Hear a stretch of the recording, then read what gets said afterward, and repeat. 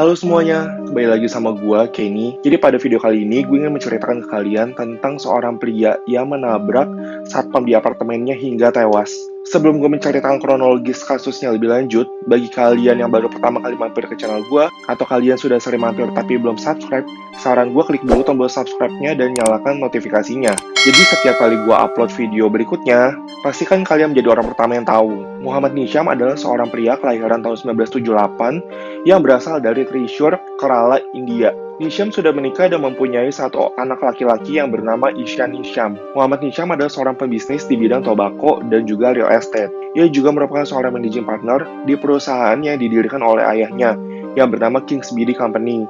Selain dia memiliki bisnis di bidang tobacco dan juga real estate, dia juga memiliki hotel dan bisnis perhiasan di Timur Tengah, salah satunya di Dubai. Hobinya si Nisham ini mengoleksi mobil-mobil mahal. Mobil mahal yang dia punya adalah Bentley, Rolls-Royce, Aston Martin, Range Rover, Ferrari, Porsche, Lamborghini, dan Jaguar.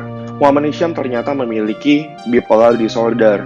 Menurut laporan di Manorama, pemerintah Kerala telah mendakwa Nisham dengan 16 kasus pidana, yang diantaranya kasus pemerkosaan dan percobaan pembunuhan. Dia juga telah dilaporkan terlibat dalam perkelahian, di mana si Nisham ini memukuli seorang pria di tempat parkir. Pada tahun 2013, Nisham mengizinkan putranya yang bernama Ishan Nisham untuk mengendarai mobil Ferrari-nya yang bertipe F430 di kompleks perumahan mereka di Thrissur. Padahal usianya masih 9 tahun. Sambil anaknya mengendarai Ferrari punya ayahnya ini, Nisham merekam kejadian tersebut dan mengunggahnya di sosial media di YouTube. Istri Nisham ini juga bilang kalau misalkan dia bangga dengan anaknya ini, karena anaknya udah bisa mengendarai mobil itu tuh dari umur 5 tahun. Oleh karena tindakannya ini, Nisham dilaporkan ke polisi karena menggugah video tindakan ilegal, mengirimkan pesan yang salah kepada dunia, dan mengizinkan anaknya yang masih berada di bawah umur untuk mengendarai kendaraan. Pada tahun yang sama, yaitu tahun 2013, Nisham ditangkap setelah dia menahan seorang inspektur polisi wanita yang bernama Devi di dalam mobilnya. Jadi Devi menghentikan kendaraan Nisham karena ingin melakukan pengecekan, karena Nisham membawa kendaraan dalam pengaruh alkohol. Perdebatan pun terjadi antara Nisham dan Devi. Devi masuk ke dalam mobilnya untuk mengambil kunci mobilnya Nisham ini. Tapi saat Devi berada dalam mobilnya, Nisham yang berada di luar mobil mengunci mobilnya dengan remote control. Tidak lama setelah kejadian, polisi lainnya pun akhirnya datang ke tempat kejadian. Perdebatan panjang terjadi antara Nisham dengan polisi lainnya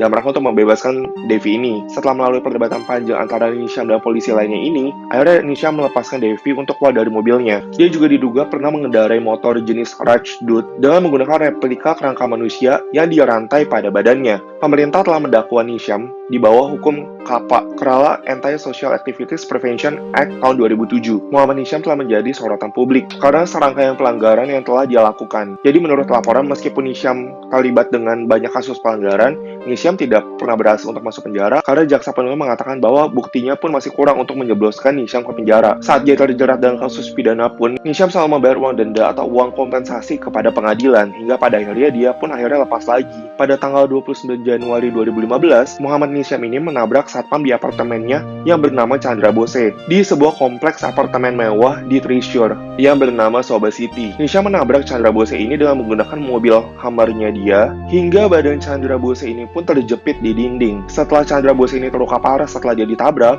Nisham pun turun dari mobil dan lanjut memukulinya lagi dengan menggunakan batang logam. Saat Chandra Bose ini udah tersungkur di tanah, Nisham berkata, "This dog will not die," yang berarti anjing ini gak bakalan mati. Karena kejadian ini menyebabkan Chandra Bose pun terluka kritis dan dirawat secara intensif di rumah sakit. Pihak kepolisian gak bisa nanya langsung ke Chandra Bose terkait dengan kronologis lengkapnya, karena ia berada dalam kondisi kritis. Setelah 2 minggu Chandra Bose berjuang untuk hidup, Chandra Bose meninggal pada 16 Februari 2015 di Amala Institute of Medical Science, Thrissur, yang dikarenakan pendarahan internal. Jadi Nisham ini menabrak Chandra Bose dengan alasan dia lambat membuka pintu gerbang apartemennya. Nisham pun akhirnya ditangkap oleh polisi. Di dalam pengadilan, ibu dari korban beserta istri dan anaknya hadir dalam pengadilan tersebut. Dengan mata berkaca-kaca, ibu dari korban mengatakan bahwa dia ingin melihat pengadilan menjatuhkan hukuman mati terhadap pembunuh anaknya ini. Lembar dakwaan sebanyak 500 halaman berisi keterangan dari 108 orang, termasuk dari 11 saksi mata, 32 bukti ilmiah, dan 122 dokumen. Nisham ditangkap atas tuduhan percobaan pembunuhan yang menyebabkan kematian. Setelah setahun melalui beberapa sesi pengadilan, pada tanggal 20 Januari 2016, ia dinyatakan bersalah dan dijatuhi hukuman seumur hidup oleh Thrissur District Additional Sessions Court pada hari berikutnya, yaitu tanggal 21 Januari 2016. Dia didakwa berdasarkan hukum seksi 302, 326, 323, 324, 427, 449, dan 506 ayat 1 dari IPC KUHP di India. Putusan pengadilan ini dikeluarkan oleh hakim dari Thrissur District Additional Sessions. Sebelum pengadilan ini, Mahkamah Agung di India pun menolak permohonan jaminan yang diajukan oleh Nisham. Mahkamah Agung ini mengatakan bahwa ini adalah contoh bagaimana orang kaya telah menjadi sepenuhnya egosentrik dan megalomania. Thrissur District Additional Sessions pada hari Kamis tanggal 21 Januari 2016 menghukum pengusaha kaya ini Muhammad Nisham dengan hukuman seumur hidup dan tambahan 24 tahun penjara karena membunuh penjaga keamanannya. Dia dipenjara di penjara umum Pujapura di Tiruvananthapuram. Selain itu, Nisham juga harus membayar denda kepada pengadilan sebesar 80,30 rupiah, dimana kalau dikonversikan ke nilai mata uang Indonesia saat ini, itu senilai 1,6